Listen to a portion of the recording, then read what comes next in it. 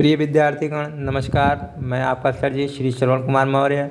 मैं फिर दोबारा उपस्थित हूँ कक्षा 10 हिंदी पाठ 2 से भाग 2 वन पथ पर लेकर के, जिसे आज आप पढ़ेंगे और मनन करेंगे। तो बिना देरी किए हुए चलते हैं मेरे प्यारे विद्यार्थी, पढ़ते हैं और इसके अर्थों को समझते हैं। तो मेरे प्यारे विद्यार्थी, पुरते निक्षी रघुवीर वधु धरि धीर दग में दय मग में डग द्वय। पुरते निक्षी का मतलब अयोध्यापुर से निकलते ही रघुवीर वधु अर्थात मतलब रघुवीर का मतलब होता है श्री रामचंद्र जी की वधु माने पत्नी सीता जी अर्थात सीता जी।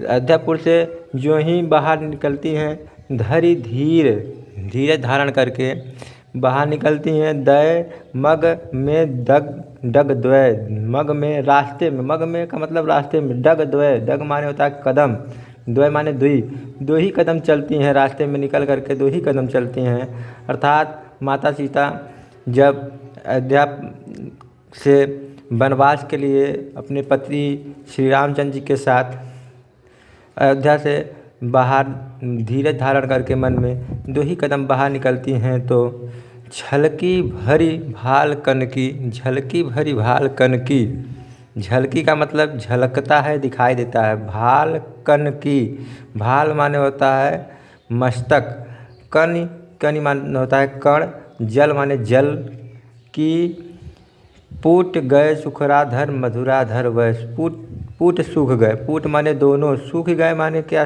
सूखना, मधुराधर मधुर अधर, मधुर धन अधर बराबर मधुराधर, यहाँ मधुर माने होता है मीठा या कोमल, अधर माने ओंठ, वह उनके। यहाँ पूरा अर्थ यह होगा मेरे प्यारे विद्यार्थी कि अयोध्यापुर से जो ही रघुवीर की पत्नी अर्थात माता सीता, श्री रामचंद्र जी की पत्नी माता सीता जो ही 2 कदम रास्ते में धीरज धारण करके बाहर निकलती हैं, चलती हैं, तो ही उनके झलकी भाल कनकी, उनके मस्तक पर, भाल माने मस्तक पर, झलकी माने दिखाई देने लगती है, जल की कनकी जल की बूंदे कणे दिखाई देने लगती हैं अर्थात बूंदे दिखाई देने लगती है, अर्थात उन्हें पसीना हो जाता है क्योंकि वह कभी पैदल चली हुई नहीं थी। ऐसा कहा जाता है कि माता सीता जब छोटी बालिका थी तो अपने घर जब रहती थी तो वे पालने में ही रहती थी और पालने से उतार के जब उन्हें कहीं ले जाया जाता था तो फिर पालने में ही लाकर बैठाया जाता था, तो ज़्यादा चलती नहीं थी और बहुत ही सुख करती थी। और अब इन्हें पैदल चलना पड़ रहा है तो उन्हें उनके मस्तक पर क्या है कण की बूंदें यानी पसीना दिखाई देने लगता है। पूट सूख गए मधुराधर हुए और उनके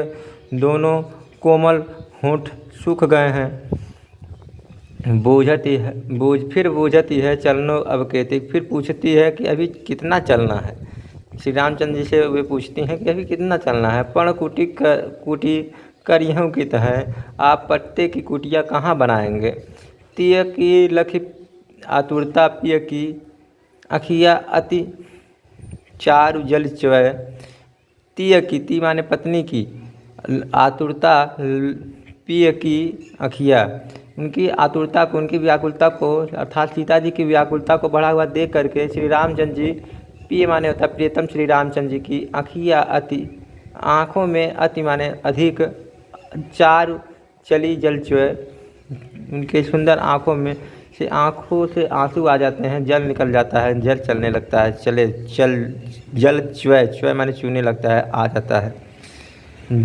जल को गए लखन लड़का हैं परिखो पिए घड़ी खावे ठाड़े। दूसरे पद को मेरे प्यारे विद्यार्थी हम पढ़ना शुरू कर रहे हैं।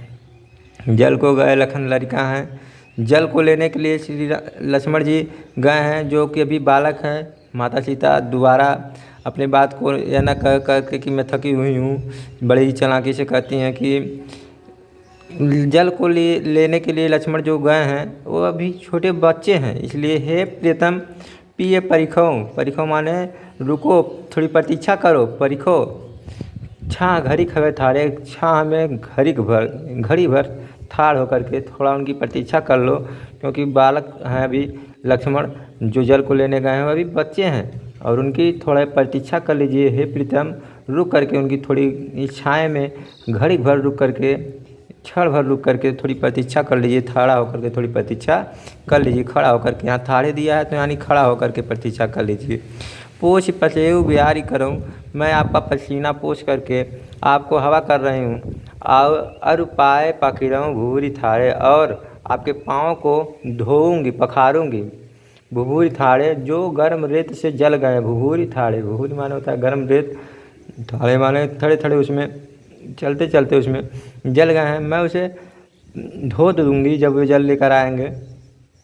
तुलसी रघुवीर प्रिया इसमें जान के, बैठे विलम्ब लव कंटक काढ़े। तुलसीदास जी कहते हैं कि रघुवीर प्रिया, रघुवीर अर्थात श्री रामचंद्र जी, रघुकुल के वीर अर्थात श्री रामचंद्र जी अपनी प्रिया अपनी पत्नी को इष्ट में जान करके, थका हुआ जान करके, इष्ट माने होता थका हुआ जान करके, बैठ विलम्ब लव कंटक काढ़े, बैठ करके विलम्ब तक बहुत देर तक लव कंटक काढ़े, अपने पैर से कंटक कांटे निकालने का बहाना करने लगते हैं, कांटा निकालने का संयोग करते हैं, स्वांग करने लगते हैं, कांटा निकालने लगते हैं, और जिससे माता सीता को ज़्यादा देर तक आराम मिल जाए। जानकी नाह को नेह लख्यो, जानकी इस प्रकार अपने प्रीतम के नेह को, प्रेम को देख करके पुलको तनु शरीर में रोमांचित हो जाती हैं, पुलको तनु शरीर में रोमांचित हो जाती हैं। बारी बिलोचन बाढ़े, बारी माने होता है जल, बिलोचन माने आँख, बाढ़े माने बढ़ जाता है। उनकी आँखों में, नेत्रों में, उनके लोचनों में जल भर जाता है, यानी बढ़ जाता है का मतलब भर जाता है। माता सीता जब देखती हैं कि मेरे मुझसे इतना प्रेम करते हैं कि मेरे लिए इतने देर से बैठ करके झूठे ही कांटा निकाल रहे हैं, तो उनके नेत्रों में जल भर जाता है। रानी, मैं अब तीसरा पद को मैं पढ़ता हूँ मेरे प्यारे विद्यार्थी, और आप लोग ध्यान से इसे देखेंगे और समझने का प्रयास करेंगे। रानी मैं अजानी महा, पविपाहंत कठोर हियो है, राजहूँ काज अकाज न जानियो, कहो ती जिन कान कियो। अब वन में जाते हुए जब वनवासी लोग सीता माता को और श्री रामचंद्र जी को देखते हैं तो लोग कहते हैं कि रानी मैं जानी महा, मैं तो जानती थी कि रानी महा अज्ञानी है। पविपाहन ते कठोर जो है, पत्थर, पवि माने होता है पवि माने होता है कठोर, पाहन माने होता है पत्थर, ते कठोर हियो है, ते माने उनका, कठोर माने कठोर, हियो माने हृदय है। मैं जानती हूँ कि अयोध्यापुरी की जो रानी है उनका हृदय जो है वो पत्थर की तरह कठोर है, लेकिन राजा हूँ काज अकाज न जाने, लेकिन राजा भी क्या अपने काज अकाज को नहीं जानते हैं कि इन लोगों को कहे कि कहियो तीय को जिन कान कियो है, कहो माने जिनके कहने पर, तीय माने उनकी कहने पर इन्होंने ऐसा कार्य किया है, जिन कान कियो है, जिनके कहने पर ऐसा कार्य किया है उन्होंने।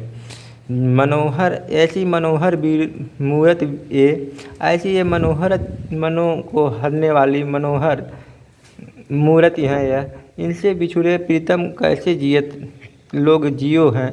इनसे बिछुड़ करके, इनसे अलग होकर के इनके प्रीतम लोग, इनके दोस्त, इनके प्रेमी लोग इनसे भला कैसे जी रहे होंगे, जो इनसे प्रेम करते होंगे भला कैसे जी रहे होंगे। आखिन में सखी राखिबो, आखिन में सखी राखिबो जोग, इन्हें किन वनवास दियो है। हे सखी, इन्हें आँखों में बसाने योग्य है, इन लोगों को आँखों में रखने योग्य है, भला इन्हें क्यों वनवास दिया गया है। अगला पद पढ़ते हैं मेरे प्यारे विद्यार्थी। शीश जटा उर बाहु विशाल, विलोचन लाल तिरछी सी भौं। शीश जटा, जिनके सिर पर जटा है। आगे माता सीता से वनवासी स्त्रियां पूछती हैं कि जिनके सिर पर जटा है, और उर माने होता है हृदय, बाहु विशाल और हृदय बड़ा है, विशाल हृदय वाले हैं, बाहु बड़े बड़े बाहु और हृदय वाले हैं, विशाल हृदय वाले हैं। बिलोचन लाल, और लाल लाल आँखें हैं, तिरछी सी भौहें, और तिरछी सी जिनके नेत्र हैं, भौहें हैं, जिनके भौहें हैं तिरछी सी। तू सरासन बांध धरे, तून माने होता है तरकस, सरासन माने होता है सर के आसन अर्थात धनुष, धनुष और बाण रखे हुए हैं तरकस में बाण और अपने कंधे पर धनुष रखे हुए हैं। तुलसी वन मार्ग में सूट सोए हैं। तुलसीदास जी कहते हैं वन के रास्ते में ऐसे जाते हुए बहुत वे सुशोभित हो रहे हैं, सादर 12 बार शुभाए चितय। सादर 12 बार, सादर माने बार बार आदर के सहित, बार बार आदर के सहित शुभाए चितय, उनको देखने पर तुम तो हमरो मन मोहे, यह तो हमारे मन को भी मोहित कर ले रहे हैं। सीता जी से वनवासी स्त्रियां कह रही हैं और पूछत ही ग्राम बधू सियसो, पूछत हैं गांव की बधुआं सीता जी से, गांव की जो बहुएं हैं वो सीता जी से पूछ रही हैं, कहो सावरों से रावरो, कहो सावरों से सखी रावरो को है। हे सखी यह बताओ आपका सखी कि आपके पति रावरे का अर्थ होता है कि राउर, या अर्थात यहाँ थोड़ा शब्द लिया गया है अवधि भाषा का। तो रावण का मतलब आपका मतलब यहाँ पति, लोग पति को पति का नाम लेकर नहीं बुलाते हैं, इसलिए वहाँ यहाँ पूछ रही है कि सखी रावरों को हैं आपके पति कौन हैं। तो सीता जी क्या करती हैं, सुनि सुंदर बैन सुधारस श्यानी हैं जानकी जानी भली। सुनि माने सुन करके, सुंदर बैन सुधारस, सुंदर माने होता है सुंदर, बैन माने होता है बाणी, सुधा रस, सुधा के अमृत में सने हुए, सुधा रस साने, सुधा अमृत में सने हुई, इस प्रकार की वाणी को सुन करके कि हे सखी बताओ आपके पति कौन हैं। श्यानी है जानकी जानी भली, श्यानी माने चतुर हैं, जानकी माने माता सीता, जानी भली जानकी माता अर्थात सीता जी बहुत ही चतुर हैं, भली हैं। उन्होंने कैसे उसका उत्तर दिया, उन्होंने ऐसे उत्तर दिया, तिरछे करी नयन दे सैन तीन्हें समझाई कछु मुस्काई चली। अपने नेत्रों को तिरछा कर दिया, तिरछे करी नयन दे, तिरछा करके उन्हें अपने नेत्रों को तिरछा करके उन्हें बता दिया कि सैन तीन्हें समझाई, कि उन्हें समझा करके बता दिया कि मेरे पति वही हैं जो विशाल बाहों वाले हैं, जिनके नेत्र तिरछे हैं, लाल लाल सी आँखें हैं। समझाए कछ मुस्काई चलें, समझा करके मुस्का करके चलती हैं और वे आँखों से ही इशारा करके बताती हैं, मुख से कह करके नहीं बताती हैं, और सब लोग समझ भी जाती हैं। तुलसी तेह अवसर सौहें सब अलोकत लोचन लाहवली। तुलसीदास जी कहते हैं उस समय उस अवसर में ऐसे सब लोग सुशोभित हो रहे हैं, लोचन लाहवली जैसे नेत्रों में नेत्र रूपी भंवरे इस प्रकार लोगों के सुशोभित हो रहे हैं जैसे अनुराग तड़ाग प्रेम रूपी तालाब में भान उदय, सूर्य उदय हो गया हो, प्रेम रूपी तालाब में सूर्य उदय हो गया हो। विकसी मनो मंजुल कंजकली, जैसे खिल गई हो मानो मंजुल कंजकली खिल गई हो, मानो ऐसा लग रहा है जैसे तालाब में एक कमल का कली खिल गया हो, सुंदर कली खिल गई हो। तो मेरे प्यारे विद्यार्थी, यहीं पर पदों का अर्थ समाप्त होता है। यह पद कवितावली से अयोध्या कांड से लिया गया पद है जो तुलसीदास जी ने रामचरितमानस में लिखा है। तो मेरे प्यारे विद्यार्थी, हमने बनपथ को आपको पूरा पढ़ा दिया और बनपथ आपने समझा और आपको बहुत ही अच्छा लगा होगा। मैं आशा करता हूँ कमेंट बॉक्स में अगर आपको अच्छा लगा है तो जय श्री राम अवश्य लिखें। और मेरे प्यारे विद्यार्थी, आप नोट ज़रूर बनाएं। मैं पहले ही कहता हूँ कि आप मेरे पढ़ाने से पहले आप कापी किताब को खोलकर अपने सामने रख लें और मेरे द्वारा बताए हुए अर्थों को अपनी किताब से देखते रहें और कापियों में लिखते रहें, क्योंकि किताब से देखने का अर्थ यह है कि यदि वीडियो में साफ़ सुथरा अक्षरों को नहीं दिख रहा है तो मेरे द्वारा बताए हुए शब्दों को आप सुन पा रहे होंगे और अक्षरों को वहाँ से देख लेंगे आप कि किसका अर्थ क्या सर जी बता रहे हैं, जिससे आपको समझ में आ जाएगा। इसी के साथ मैं वाणी को विराम देता हूँ। जय हिंद,